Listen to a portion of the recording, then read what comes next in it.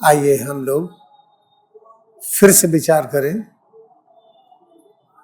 और विचार करके उस विचार की गहराई में जाइए और अंत तक विचार की गहराई में डूबिए। तब तक डूबिए जब तक सच पता न चले कि सच अगर परब्रह्म है, भगवान है, सर्वव्यापी है, तो बीमारी नहीं हो सकती, मृत्यु संभव नहीं, तो मृत्यु लोक नहीं होगा। बीमारी क्यों है? जैसे डायबिटीज, ब्लड प्रेशर, इसी तरह की और अनेक बीमारी है। अच्छी तरह से याद रखिए कि हम अपने को प्रेम नहीं कर पाते हैं। तो अपने को प्रेम नहीं कर पाते हैं तब सब प्रकार की बीमारियां प्रकट होती हैं। जितनी भी बीमारियां हैं, अस्पताल में जाइए, एकदम भीड़ है, लाइन लगी है।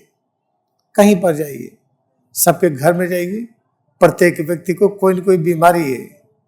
चिंता, डर, ये भी एक बीमारी है। अज्ञानता, ये भी एक बीमारी है। हम कौन हैं यही नहीं पता, ये भी एक बीमारी है। हम कौन हैं अगर अपने बारे में नहीं जान सकते हैं तो हम भगवान बारे में कैसे जानेंगे? आपके बारे में कैसे जानेंगे? हमें बड़ा इंटरेस्ट है कि हम आपके बारे में जाने, नहीं जान सकते। आज आप लोग बहुत ध्यान से समझिए, सुनिए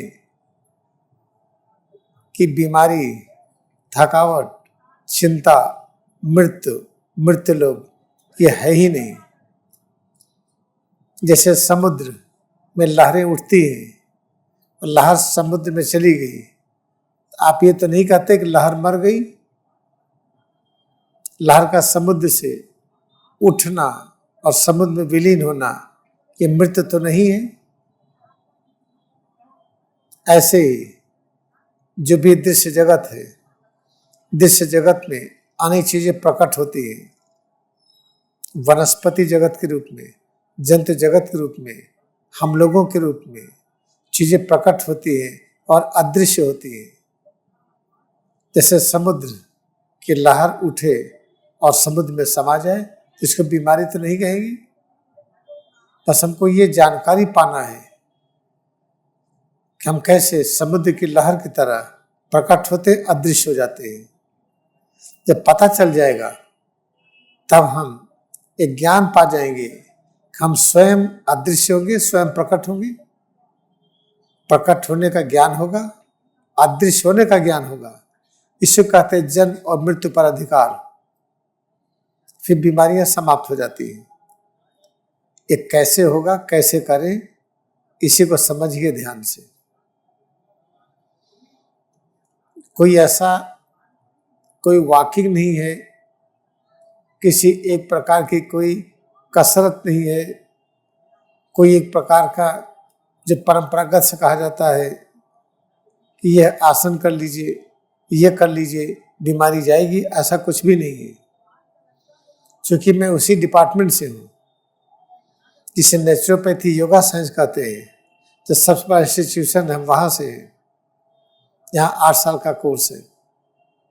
ये सब चीज़ है नहीं, लेकिन ये पढ़ाया जाता है।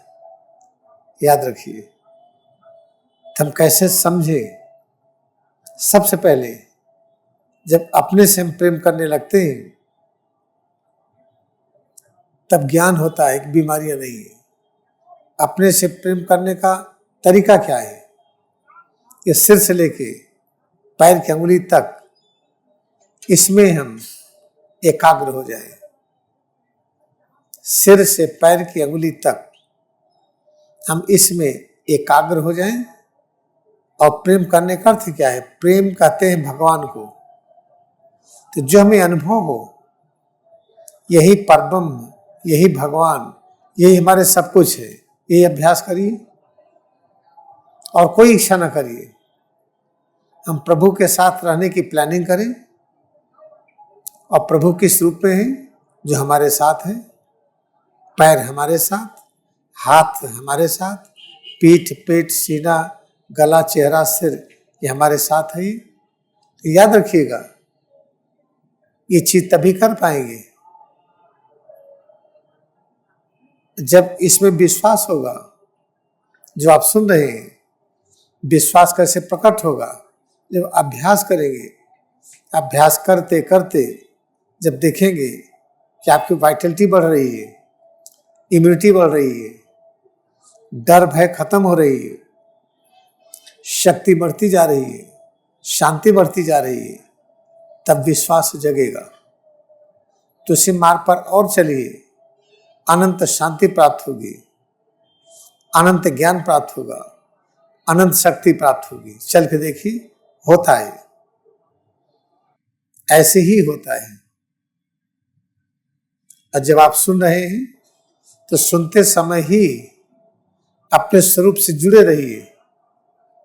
सिर कहाँ है, चेहरा कहाँ है, गला कहाँ है, दोनों हाथ कहाँ है, पीठ कहाँ है, सीना और पेट कहाँ है, दोनों पैर कहाँ है। सिर से लेकर के पैर की अंगुली तक हम सब से जुड़े रहे और जुड़ करके इसी को सब कुछ मानिए, बाकी भूल जाइए। एक वैज्ञानिक की तरह अभ्यास करके देखिए। अभी आप सुन रहे हैं, सुनने काम कर रहे हैं, अपनी एकाग्रता बढ़ा लीजिए, सिर से पैर की अंगुली तक इसमें और एकाग्र हो जाइए। इसको स्वीकार करिए, इसकी अनुभूति करिए, ऐसा करते जाइए। अच्छी तरह समझिए, गुरु शिष्य का संबंध भारतीय संस्कृति की विशेषता रही है, तो क्या अमेरिकन संस्कृति क्यों नहीं होगा? भारतीय संस्कृति क्यों कहा जाता है? कि क्या American, Canadian, Brazilian, Singaporean, European, Australian ये सब नहीं है क्या? तो भारतीय संस्कृति का मतलब क्या है?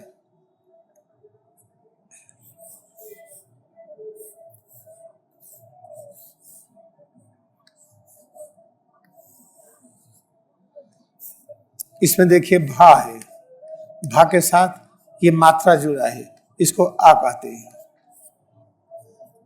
हम भा के साथ जुड़े, भा कहते हम भरे हुए हैं, हम लबालब भरे हुए हैं।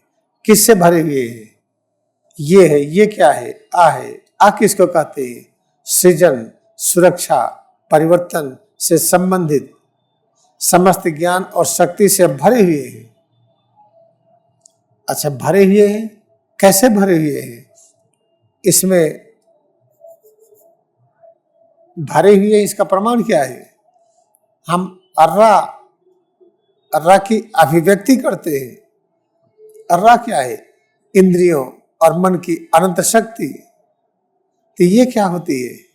जब इंद्रियों की, मन की अनंत शक्ति होती है, तब अनुभव होता है। ता की उपस्थिति, ता कहते हैं पवित्र अस्तित्व। तो पवित्र अस्तित्व के साथ ई है, बड़ी ई है, इसे 2 बार लिखिए। ई कहते इधर, सिर से पैर की अंगुली तक पवित्र अस्तित्व है ये। या कहते यापन, इस ज्ञान को फैलाइए।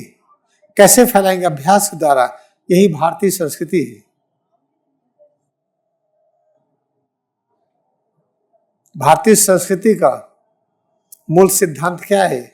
गुरु शिष्य का संबंध। गुरु शिष्य क्या है? गुरु वो है जो आपको ऐसा कुछ सिखाए, आपके समस्त कष्ट दूर हो जाए, चिंता दूर हो जाए, डर दूर हो जाए, भय दूर हो जाए। और किसको सिखाएंगे? जो शिष्य होंगे। शिष्य कौन है? जब वो सिखाए तो वो अभ्यास करे, भागे न, आलस्य न करे। तो गुरु शिष्य का संबंध है, भारतीय संस्कृति की विशेषता है। भारतीय संस्कृति क्या है, इसका बहुत विस्तार से बताने का समय नहीं है। बस इतना समझिए, क्रिया योग ध्यान जब आप अभ्यास करेंगे तो हर चीजें समझ में आएगी। नहीं तो योगी कथामृत पढ़ने में बहुत अच्छा लगेगा, समझ में नहीं आएगा। जैसे रामायण, रामचरितमानस पढ़ते हैं, बहुत अच्छा लगता है, उसमें ज्ञान भरा हुआ है, ज्ञान के साथ साथ माया भी भरा है। महाभारत पढ़ते हैं, ज्ञान भरा हुआ है, ज्ञान के साथ महाभारत भी है, माया भी है। ज्ञान और माया दोनों भरा हुआ है महाभारत में, गीता में, रामायण में। इसे पढ़ते तो अच्छा लगता है, लेकिन कोई चीज शुद्ध ज्ञान हो, माया न हो, वो कौन सी चीज होगी? वो प्रेम है। कौन सा प्रेम? प्रभु का प्रेम। तो उसको कैसे पकड़ेंगे? बड़ा आसान है, सिर से पैर की उंगली तक ये प्रभु का प्रेम तत्व है, इसको पकड़ लीजिए। तभी आप बैठे हैं ना, भूलिए मत पैर कहाँ है, पैर के साथ पीठ कहाँ है, दोनों हाथ कहाँ है, पेट, सीना, गला, चेहरा, सिर कहाँ है, इसको अनुभव करिए, कहाँ है ये, इसकी अनुभूति करके इसको इतना प्रेम करिए, हमें कुछ भी नहीं चाहिए, सब कुछ इस रूप में प्राप्त है हमें। याद रखिए, जैसे हम चाहते धन है, सोना है, चांदी है, तभी इसमें कुछ ऐसी विपत्ति आ जाए, जब सोना चांदी बेच देंगे, उसको दे देंगे तो ठीक हो जाएगी।